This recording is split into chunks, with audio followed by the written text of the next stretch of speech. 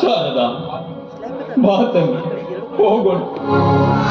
ಸೋಮಶೇಖರನೀಗ ರಾಕ್ಷಸರೊಡನೆ ಸೇರಿ ಬುದ್ಧಿಹೀನನಾಗಿರುವನು.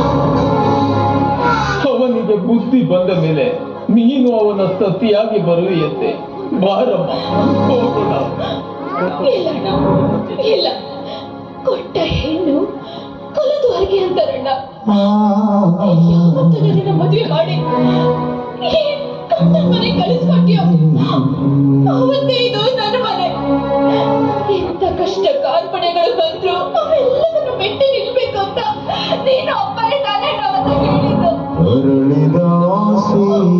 ಮಾತನ್ನೇ ನಡ್ಕೊಳ್ಳೋ ಅಂತ ಹೆಣ್ಣು ನಾನು. ನನಗೆ ಗೊತ್ತಿದೆ ಅಣ್ಣ, ನಾನು ಯಾವುದೇ ರೀತಿ ತಪ್ಪು ಮಾಡಿಲ್ಲ ಅನ್ನೋದನ್ನ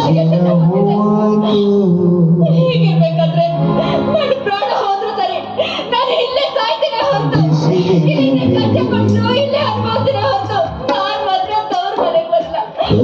ನನಗೆ ಕರಿಬೇಡ ಅಣ್ಣ. ಹೌದು ತಂಗಿ, ತೊಳೆದ ಮುತ್ತಿನಂತಿರುವ ನನ್ನ ತಂಗಿಯ ಮನವರಿಯಲಿಲ್ಲವಮ್ಮ, ಮನವರಿಯಲಿಲ್ಲ.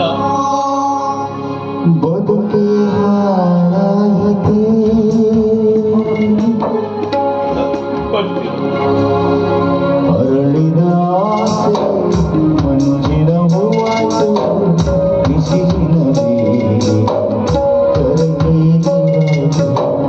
ಬದುಕಿ ಸಾಕಾಯಿತು.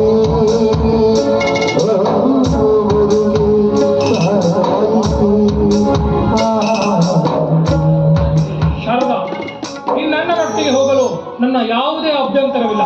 ನೀವು ಧಾರಾಳವಾಗಿ ಬಿಡಲಿ, ಕೇಳ್ಬೇಡಿ. ನನ್ ಪ್ರಾಣ ಹೋದ್ರು ನಾನ್ ಮಾತ್ರ ಈ ಮನೆ ಬಿಟ್ಟು ಹೋಗಲ್ಲ. ನೀವೇ ಕೈ ಮುಗಿ ಕೇಳ್ಕೊಂಡ್ರೆ ನಾವು ಯಾವುದೇ ರೀತಿ ತಪ್ಪು ಮಾಡಿಲ್ಲ. ನೋಡಪ್ಪ, ನೀನು ಒಂದೆರಡು ದಿನ ಊರಿಗೆ ಹೋಗ್ಬಿಡು, ಆಮೇಲೆ ಬರುವಂತೆ. ಯಾಕಂದ್ರೆ ನಿನಗೀಗ ಸಮಾಧಾನ ತುಂಬಾ ಮುಖ್ಯ ಕಂದ. ನಿನ್ನ ಆರೋಗ್ಯ ತುಂಬಾ ಮುಖ್ಯ. ಅವಳದು ಬಿಟ್ಟರು ನಿನ್ನ ಆರೋಗ್ಯ ಮುಖ್ಯ ಕೊಡೋ. ಸರಿ ಅಮ್ಮ, ನಾನು ಹೋಗ್ಬಿಟ್ಟು ಬರ್ತೀನಿ. ಆದ್ರೆ ನಾನು ಬರುವಷ್ಟರಲ್ಲೇ ಇವಳು ಈ ಮನೆಯಲ್ಲಿ ಇರ್ಕೊಂಡು